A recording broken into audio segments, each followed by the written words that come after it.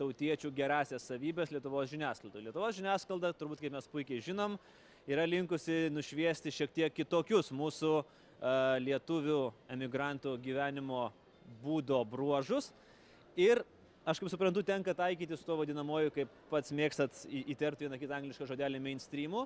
Ir jūsų knygoje nemaža dalis yra skirta nusikalstamumui, lietuvių eibėms Anglijoje ir netgi tam vadinamajam skyriui, į kurį daug įsikabino recenzentų, palikite peiliuką namuose.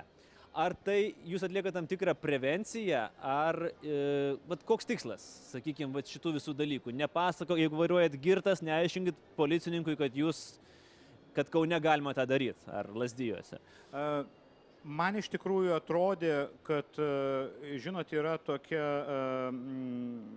nauja labai madinga administravimo teorija, ta nudge theory, mažojo postumio teorija, kad reikia susikoncentruoti savo jėgas ties tais mažais postumiais, kurie gali turėti didelį poveikį.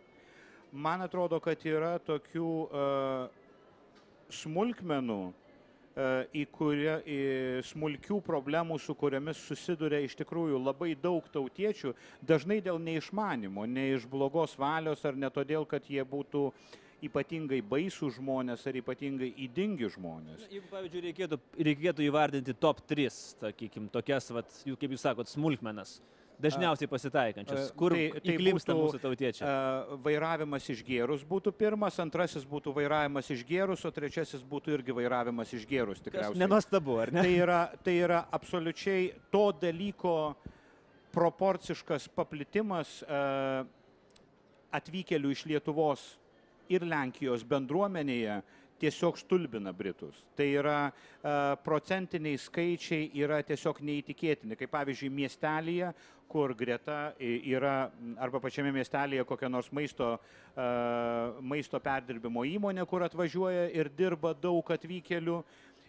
Iki ES plėtimo buvo, sakykime, per metus 50 nusikaltimų susijusių su vairavimu išgėrus.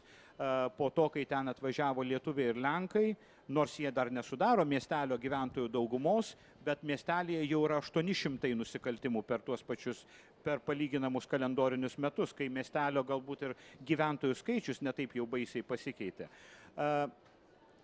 Tas dalykas yra dažnai tiesiog man pačiam sunkiai paaiškinamas, todėl kad iš tikrųjų privalumas vairavimo išgėrus yra labai abejotinas. Na, gal kam ir smagiau yra, arba nereikia satelitinės navigacijos, kaip man sakė Algis Ramanauskas vieną kartą, bet pasiekmės to ir kaina gali būti nepaprastai didelė žmogui. Ir vienas iš dalykų, su kuriais susiduria labai daugelis mūsų tautiečių, būtent dėl šito konkretaus prasižengimo, yra tai, kad jie praranda vairuotojo teisės ir nebegali nuvykti į darbo vietą. Tai yra vienas dalykas nueiti į teismą ir gauti baudą, bet visai kitas dalykas yra netekti pragyvenimo šaltinio, nes tu paprasčiausiai fiziškai negali nuvykti į darbą.